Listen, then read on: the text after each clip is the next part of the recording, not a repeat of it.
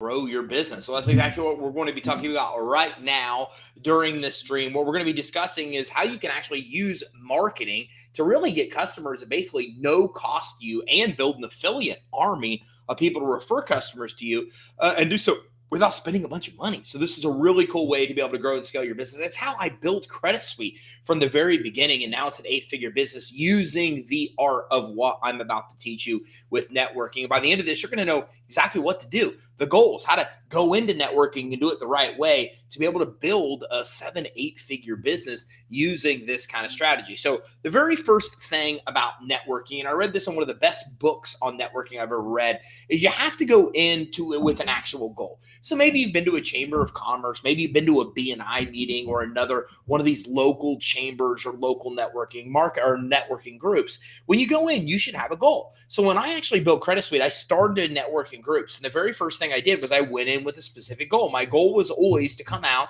with 3 different leads, 3 people that were interested in getting money to grow their business. So whenever you're going to any kind of networking event, you should know what your goal is. Look, it's easy to go to a local networking event or a major event, nationwide event, and not know what you're really trying to accomplish. And when that happens, you waste a lot of time. But if you're laser focused on this is exactly what I'm going to go in and get out of it, then you're typically able to be able to meet those goals. And my goal was always to go in, have 3 people that I come out with, people that are interested in what I have. And then from there, actually be able to get at least one of those people into a presentation and potentially close them. So whatever your goals are, you should go in and definitely have a clear-cut goal on whatever it is when you're walking into a networking or a networking strategy. Now, the next thing is you should build your own personal brand. Look, I know it's hard. You're building a company, but the reality is that on top of building a company, you also should be working on building your own personal brand as well.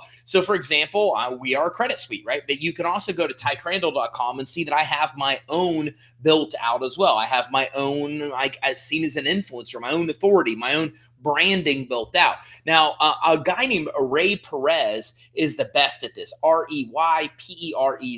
Ray Perez is known as the #1 global branding expert, and we give away a free boot camp ticket for his a free ticket for his boot camp that he has down in Miami. It's worth attending. I know a lot of people that have actually come in and be able and attended and had a lot of success with Ray. But whether you hire somebody or do it on your own, you have to build out your own personal brand. You should have your own tagline of whatever it is. Like mine is business credit building expert. So a lot of times you see me out in the world, it's my picture says business credit building expert. Whatever it is, the result that you deliver, you should have there. And then all of your branding should be consistent. Like your Facebook profile image should look similar to Instagram, should look similar to what you see on Twitter, should look similar to what you see on TikTok. So your branding, your colors, your tagline, all of this stuff should be consistent. So people come in and they see one thing, and then they go to the next and they can recognize it's you. So here in Tampa, Florida, we have Publix, which is big in Florida. And, Publix is like notoriously has the same colors, like green color. But if you were to go to a Publix and see orange, you would immediately be confused. Well, this is what happens when your audience sees like different branding from you on all of your social channels. So you really should be making sure that you come in and that you're making sure that your brand is consistent, that what you stand for, your tagline, your colors, your images, all of that stuff should be consistent. You should have your own website. Like I have tycrandall.com, you should have yourname.com, and it should talk about you and what you do in your history and have a media kit even people can download so people can separate you from your actual company. It becomes very, very important because, again, you're going to build a business by becoming an authority, but you can only build an authority if you're building your own personal brand. And by the way, if you're just coming in, tell me where you're coming in from, and I'll give you a shout out here. Kong's Logistics, thanks for coming in and saying hi. So the next thing is you need to actually find the events to attend. So look, if you're going to do local like Chamber of Commerce events or BNI, you have to have events that are close to you and that work within your schedule. Otherwise, you're going to constantly make excuses on why you can't go. So you got to find the local events that are close to you that work within your schedule. And then you might find other big national events where your premier audience is. So I love to go to Traffic and Conversion. It's a conference by digital marketer. Now I'm there just to learn, not to network. But again, if you're there to network, then find the conferences where your perfect audience or whoever you're trying to network to attract is there. Okay, I have a great networking event that I attend every year in Arizona called Business Black Ops. I love this group. I get a lot of ideas. I get a lot of suggestions. I get to bounce a lot of things off of them. And it's helped me progress the business from $1 million business to an 8-figure plus business, right? So it's just because I'm around the people that I want to be around. So find the national events, find the local events that you really want to have a presence at. Make sure you choose wisely. And then maybe you might have to go and do some trial and error to find the ones that have what you want, but go in with attention. Again, I go to this one in Arizona because I just want ideas and suggestions from my peers. I go to the one in San Diego and now in Austin, Texas, they bounce around traffic and conversion because I just want ideas from the speakers.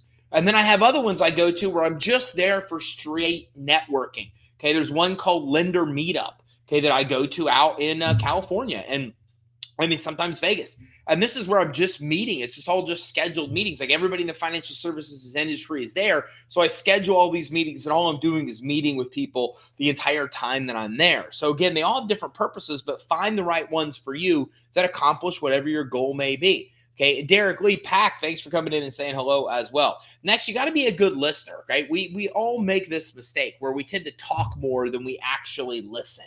So if we're going to networking events and we really want to have the greatest impact, then what we really want to do is we want to be a good listener. We want to be an active listener. So easy things we can do to be a good active listener is to listen, to not interrupt, to not be thinking about what we're going to say next, and then like say little things that confirm what they're saying. Maybe repeat a little of what they just said or gotta recite it back to them in a little bit of a different way. So if somebody just tells me the importance of investing into gold, I'm going to say something like, hey, this sounds like, investing in gold makes a lot of sense because of this, and they're like, yeah, so then I'm just kind of repeating back what they say in a different way. These are just signs of being a good active listener. But again, being an active listener, giving feedback, showing interest, that's sometimes more powerful than just talking about yourself, just promoting what you do. We've all been there before. You've been there before. I've been there before, where you're in places where people are obviously promoting themselves and it's like, it's just kind of yucky, right?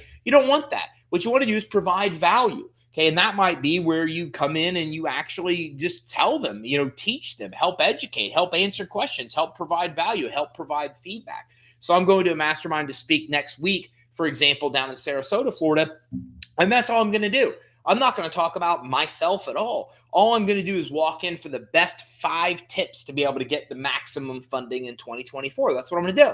And in doing so, I solidify myself as an expert. I'm on stage. People see me talking about my best financial tips to get money in 2024. And they're like, wow, never thought of that. Never thought of that. Never thought of that. It automatically solidifies me as an expert in my space, shows I'm an expert and knowledgeable. And then it tells them, hey, this guy knows when it comes to getting money. He knows what he's talking about. That way, people will gravitate to me. Whereas if I'm just sitting out there trying to hard sell them, well, nobody likes that. Nobody likes to be sold or have somebody be like a slimy salesperson selling something. So it's just easier sometimes if you come in and just provide value, listen, and provide feedback and help instead of actually just trying to come in and actually sell. But if you are going to sell, the easiest way to do it is to have an elevator pitch. So you actually should have a little elevator pitch about exactly what it is you do. Okay, people ask you this all the time. What is it that you do? And you want to basically say something to them about like the kind of result you can produce. Don't give some industry jargon that you hear on some, YouTube video where you're sitting there listening. Nobody understands what you do. They should clearly understand what you do by whatever you say in that elevator pitch. And so, for example, one of mine is, hey, we help business owners get money by improving their fundability and fixing the things that typically get them turned down, by building business credit so they can separate their credit profile from their personal credit, and for also by accessing all legitimate lending options in one place. That clearly says, I help business owners get money, and here's what makes me unique. This is what it's called a USP, a unique selling proposition. Here's the things that make you unique. What makes us unique is we're the only company that improves fundability, builds business credit, and gets lending all in one place. So that's what we say. We get a money. Here's how we do it. These 3 things. And it ties into what we do. And then it also kind of outlines our USP, our unique selling proposition. That's exactly what you should be doing as well in your elevator pitch. What it is you do and how you do it as clear and concise as possible. And when you hear me say that, hey, it's very clear. We help business owners get money. We fix the stuff that's getting them turned down. We build their business credit, and we help them access loans and credit lines. Very clear on how we actually do it, and that's what you're going to want to focus on. Again, you also want to make sure that you're giving before you're getting. So we want to provide value. We want to not take. And then we also want to be following up. So it's one thing to come in. If my goal is to get 3 people out of that networking event, then the next thing I want to do is I want to make sure I'm following up with those people. My goal whenever I go to a network event is to come out with 3 leads and then contact those 3 leads and see who's really wants to take a next step with getting money for their business. Then I go and I sit down and I walk them through our tech and what we can do. And then I'm hoping 1 out of those 3 people will actually buy something. But that only happens if I follow up. Okay, and that's where the riches are. Networking is like the very first tier where you're just going to a cold audience and getting some leads out of it. But then the follow-up, scheduling a one-on-one, whatever it may be that's involved in your sales presentation is the most important part. If you don't follow up with those people and actually ever get a chance to present, tell them about what you do in depth, then you're never going to make sales at a networking events. So I don't go try to make a sale at the networking event. I just go to get leads and provide value. And then after that, then I can come back. I've solidified myself as an expert. People know that I'm an authority. I came out with their information. Now I can schedule one-on-one time, lunch, dinner, a phone call, a Zoom call to actually get into the part where I'm actually doing a presentation. So you got to be follow-up and you got to be consistent. That's one of the biggest things about networking events is you've got to be consistent. You got to consistently go. Showing up here and there, not going to work. And this is also, and by the way, Jolly comes in. Hey, Uncle Ty, good afternoon. Happy Halloween. Happy Halloween to you all too. So again, the big thing about consistency is that you want to be known there. Okay, so there's this great guy named Bob Memley, and he's a real estate agent local. This guy's in all of the networking events. This is how he gets his business. He doesn't advertise. He doesn't do anything else. He just goes to these networking events. And Bob is always there. Like, I mean, 9.5 out of 10 times he's present. And why that's important is that Bob is kind of a safe place for everybody else that goes once in a while or consistently. Because I go, I know Bob. Even if I haven't been there for 3 years, I go in and Bob is still there. So I'm like, okay, great, Bob. So it makes me feel good because Bob is there, right? But then from Bob's perspective, everybody comes in and knows Bob. And so immediately any new people that are there see Bob as like the authority, like the one of the leaders in the community because everybody knows him.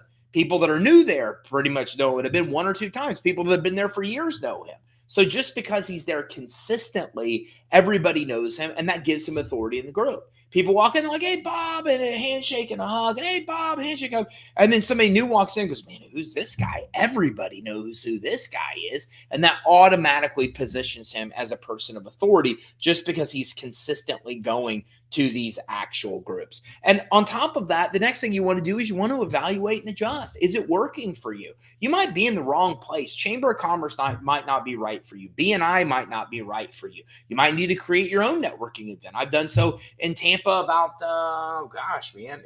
honestly, there's one called Rooters Tampa Bay. And we used to I created this networking event with a buddy of mine, and we did this, I think, 14 years ago.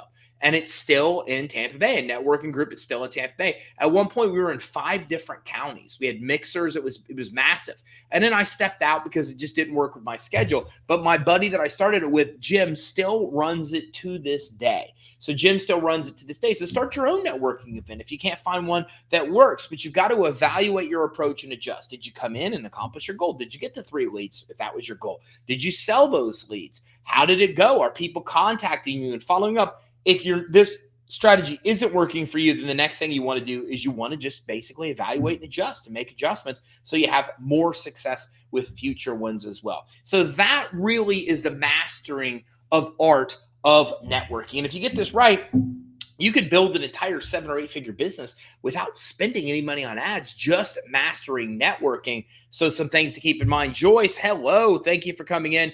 Thank everybody for coming in. So listen, go out and be safe tonight. Have a happy Halloween. I hope you all get lots of candy and dresses, really cool people. And maybe you don't. Maybe your kids do it. Maybe other kids do it. You take the candy from the other kids. I'm not saying to do that. That would be very bad. That was Joyce's suggestion. I'm just kidding. But no, go out and have a good time tonight. I know my son's now too old. Like he goes to parties now, no trick-or-treating. So remember, you might not have a ton of time to go out and enjoy the holiday with your kids. So go out and have a happy Halloween, everybody. And don't forget, if you got value from this training, like and subscribe, and keep your eye out for our next training where we talk about more cool ways to get the